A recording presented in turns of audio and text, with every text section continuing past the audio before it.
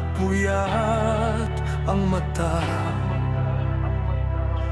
Ang palad na burado na ang linya, mga paa na ang hakbang ay mahina na, at ang balikat ay nakuba na. Taong workaholic, sabik sa pera, kabaw mo'y nag-aantay na.